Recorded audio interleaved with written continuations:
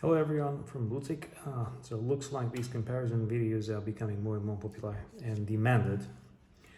Now, since I recently acquired this new Aqua Terra that you see on the left hand side, and I'm getting rid of the one on the right hand side, this is the last chance I can do this side by side comparison. Apparently I've already made a comparison of the Worldtimer with the Aqua Terra, so I should get the link in the description, maybe somewhere here.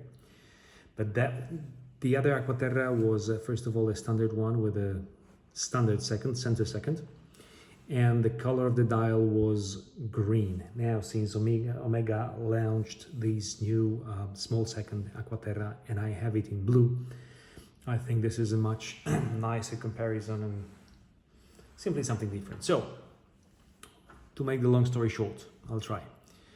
The left one, Omega Seamaster Aqua Terra small second, and on the right hand side also Omega Seamaster Aqua Terra Worldtimer. The first differences are in size. So the one on the left is by specification 41 millimeters diameter without a crown, and the one on the right is 43. So 2 millimeters bigger and quite a lot more real estate on the dial. Lug distance on the left is 47-48 millimeters lug to lug from here to here. This is a very important measure, and on the Worldtimer from here to here is about 50 millimeters. And one important difference between these two watches is the lug width, so the width here where the strap meets the case. So here it's a very standard 20 millimeters, so we can find a lot of aftermarket straps to fit this watch. This is a little bit less common, 21 millimeter. Yeah, 1 millimeter more, but it makes a difference. So first of all, I've already had a lot of questions if these two straps are interchangeable. So they are not. As I said, 21 millimeters here, 20 millimeters here. So the width of the strap right here and right here is different. So this one will be too big, this too big for that one. This one will be too small for this one. Then also you have to remember that whenever you want to purchase the strap as an accessory, for example, you buy the watch on the bracelet and then you want to buy from Omega the strap, you actually don't buy just the strap. You have to buy three things: the strap itself, obviously, then these stainless steel decors. These are separate purchase. So you have to buy this, you have to buy this, and you have to buy the deployant clasp. This is also a separate part. So for example, if in the future something happens and you destroy the strap, you just need to replace the strap, but the decors and the clasp remain unchanged. So these two straps are different. Also, you have to remember that due to the fact that the diameter is different here and here, the curvature, so the how the dial bends outside, this is also going to be different. So these curvatures, these curves will not fit if you take this one to the Worldtimer or this one to the standard Aqua Terra. All right? So different sizes, different straps. Now let's come to the colors. Both watches are in blue, but these are completely different blues. On the Worldtimer, it's a kind of navy blue, dark blue, which sometimes in some light can turn into light blue like this. I will also show you later on some shots in the sunshine. I will just embed in this video. But this is navy to maybe sky blue. In a really dark light it could turn black, while this one is really popping light blue with a hint of gray, maybe silver in some lights. So to be honest, you will never see this color black, unlike in the other navy blue watches. This will always be blue at any light. Obviously in the night it's going to be dark, but whenever you have some hint of light, it's going to be blue. Okay, one thing that I did not mention before is the color of the strap. So I would say that this strap is not blue, looks like blue with this dial, but it's rather gray. with maybe a hint of a blue hue, but it's gray. This one is navy blue for sure. But I think this strap fits the watch and the dial perfectly well, which you may see on the short video taken outside in the sunshine. Both watches have the sunburst finish on the dial, but it's not easy to spot it on the Worldtimer. It is only on the outside ring, by the way, so only on the outside ring, not inside, not here. We'll come to that later. So there is a sunburst, but it's very, very slight, while here it is very distinctive. So you can clearly see how the light changes in the ray, like, you know, the rays of sun. Both dials are laser cut, with some differences again. So here you have horizontal cutting of the laser. This is going to be this was meant to remind the deck of the yacht. I don't know, but yeah, this is how it is cut. The Worldtimer is cut vertically, but these are not straight lines. These lines are a bit curved to somehow be like the longitude lines on the globe, on the map. All right, so they are not completely straight, they're a bit curved. Then also the date window, here it's a trapezium shape. I'll try to make it closer. So this is a trapezium. Now here on the Worldtimer, it also reminds a bit the globe, so the sides are a little bit curved. Try to spot the difference now.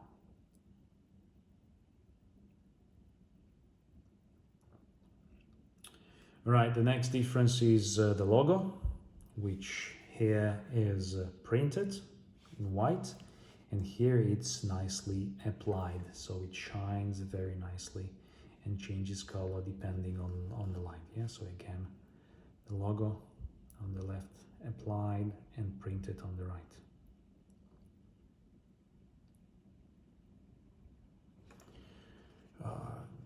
Yeah, some other differences you can spot immediately. So here on the small second we have this white ring outside, which is, by the way, stepped. So this is a step dial. I'm not sure if you can see it on the video, but this is a little bit lower than the main part of the dial, as well as the small second dial is also step dial, so it's in a different level. So it's a really nice 3D effect, which is best visible in the sunshine. And then the small second here, standard center second on the Worldtimer, but then in the middle you have the titanium plate. So in the middle it's a titanium plate with the laser engraved northern hemisphere of the world, and then the hour ring that shows you the time around different cities of the world. The cities are marked here on the outside, but also you should know that, for example, if you don't have the city of your choice, but you know more or less where it is on this globe, for example, you want to know what the time is in the west coast of the United States, not necessarily in Los Angeles, so you just point at the west coast of the USA, you go out and this is your time. Yeah, if it's in Japan, somewhere in Japan, you just go this way, and in fact you see it's Japan, and then you have Tokyo, and this is the arrow showing what the time at the certain place of the world is. I explained in the other video how to read it exactly. I'm not going to repeat that. The indexes on both watches are exactly the same. The hands, the hour hand and the minute hand are exactly the same. The only difference is the seconds hand, which is the center second here, and the small second on the Aqua Terra small second. Last but not least, something I already said in 1 or 2 videos, there are no minute or second indexes on the Worldtimer. So you only have the index every 5 minutes.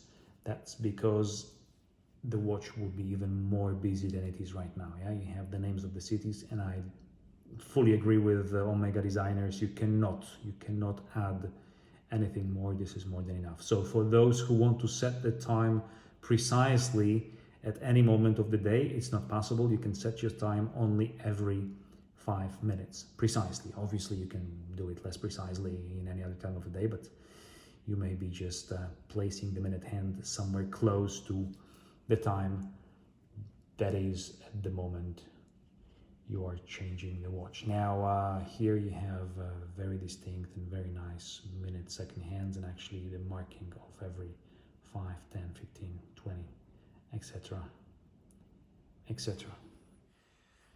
The cases of both watches are exactly the same in terms of design, shape, polishing, beveling.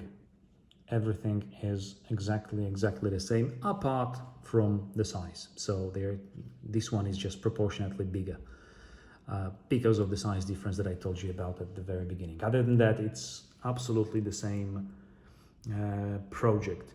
The movement, again, based on exactly the same movement, which is probably one of Omega's best ever. So it's all based on 8900 movement, due to the fact that they have a complication. The marking is a bit different. So on the Aqua Terra, due to the fact that you have the Worldtimer complication, it is called 8938. And the small second, due to the fact that you have the small second, it is called 8916. The size of the movement is the same. The functionality in most of cases is the same. The difference is that you have the Worldtimer GMT function on the right. So I'll just explain the differences in setting the watch when it stopped. On the small second, it's very simple. So you unscrew the crown. Both of the crowns are screwed down. Thanks to that, there's a water resistance of 150 meters. So you unscrew the crown, and this is position number 1, when you can manually win the movement. Then, if you want to set it to an exact time, like atomic clock or whatever, you have to pull it out to position number 3. So you pull it out once, it's position 2. I'm not talking about that right now. You pull it out completely. This is position 3, and the seconds hand is stopped. It's hacked. Obviously, you usually do it at the seconds hand at the north, so at the 0 position. I hacked it now. So then you can move the minute and hour hand to set your time. When you're done, you pull it back, and the seconds hand is running again. Then if you want to change the date, you pull it back to position number 2. So now you can see the seconds hand running. And this is a very smart move from Omega, because you have the seconds hand running, and whenever you're traveling between the time zones, you can set up the watch, you can move the hour hand back and forth. This is no problem. You can even change the date back and forth. And this is not going to break the movement. The movement is actually designed to do that. And this is also the way to set up the date. There is no quick date function. So if you want to change the date, you need to move the hour hand a few times, but it's really quick. It doesn't bother me at all. You move it back or forth to change the date the way you want. And obviously the seconds hand is running all the time, does not influence the accuracy of the watch. Push it down, screw it down to secure it from water, and now it's ready again to run. Okay. On the Worldtimer, the whole procedure is a little bit longer if you are setting the time for the first time. First of all, again, you're like in the other Aqua Terra, you have the same 3 positions. So you unscrew the crown, there's position number 1, where you can win the watch, and that's it.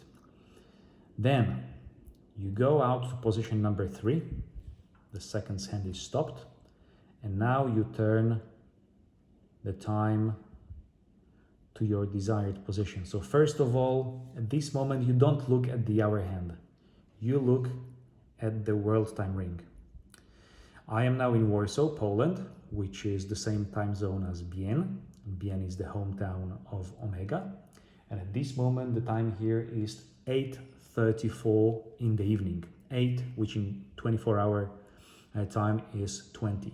So I need to have my arrow of Bien between 20 and 21. Right now. Now, you see, this arrow is after 20 and before 21. So the time is somewhere between 20 and 21. As I said, it's 20:34, so I'm setting it to 20:34. And what I said at the beginning, I cannot set it precisely at 20:34. So to have the precise setting, I need to wait until 20:35. So actually set up the watch 20:35. Okay, let's do it properly. I'll move the seconds hand to position 0. All right, so the seconds hand is back in the proper position. The local time, the time which is, let's say, my hometown, my hometown is set up in the proper way. So it's after 20, before 21. The minutes hand is at 35 position. I'm waiting until the atomic clock on the internet or somewhere else shows me 35. And when it's ready, I push it, the seconds hand starts to run. And now I pull the crown back to position 2, and I can move an hour hand like I did in the other watch, and I can move it back and forth, changing the time. And with this hour hand, I set the local time, the time where I am. If I'm at the same time as this one, I obviously set it to this position, and now it's 20:35. But now if I go to, for example, New York from Warsaw, the time difference, if I remember, is about 6 hours back. So I moved the hour hand 1, 2, 3, 4, 5, 6. And when I'm in New York, I can check the time is 36 now past 2 o'clock. But at my home, it's 36 past 20 in the evening, 8 o'clock in the evening, okay? This is how I check the time. Or for example, in Alaska, the time is 10:36 in the morning, because also the ring shows you when the day and night is. So, I'm back in Warsaw. Now the watch is set for the local time, for my hometown time, for the local time. The date is okay. I push it back, I screw it down, and it is ready. So it is a bit more complicated, a bit longer. Maybe it's better to, even if you don't wear the watch for a couple of days, maybe it's good to take it out of the box, make a few turns to screw it, or just use the watch winder. Otherwise, every time you pick it and it's stopped, you need to go through all of these procedure. On hand, my hand is 18 centimeters.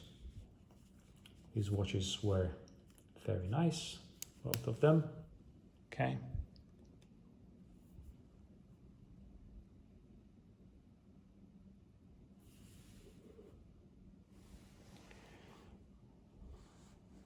The one on the right is obviously a bit thicker, it's about 1 millimeter thicker.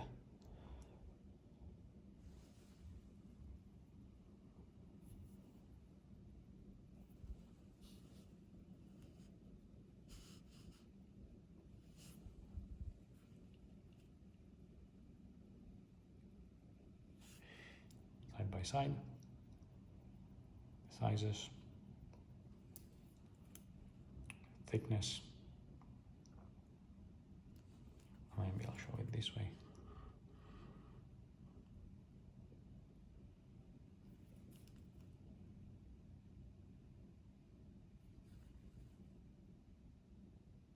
Maybe I'll just put them the other way around.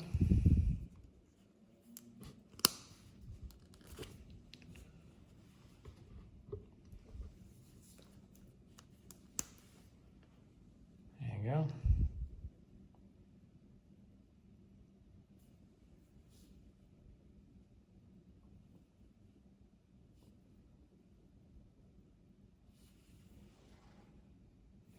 Both watches easily go under the cuff of the shirt. If it's a standard shirt, no problem. Obviously the shirt with cufflinks, I don't think so.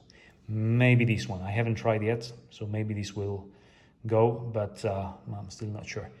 I just want to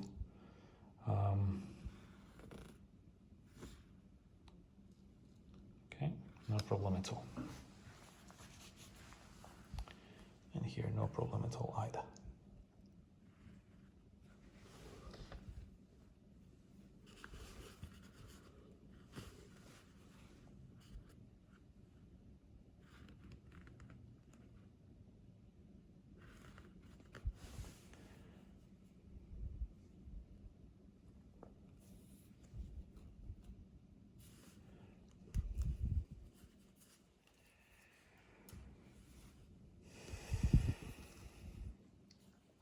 Okay, I think this is it.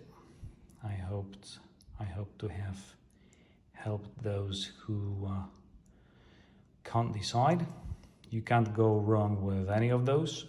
Maybe check my short video. Let's say I'll show it right now here.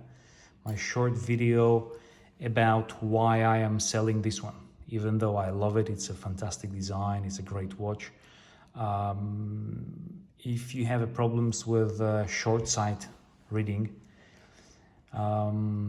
or you really need to set a watch precisely any time of the day.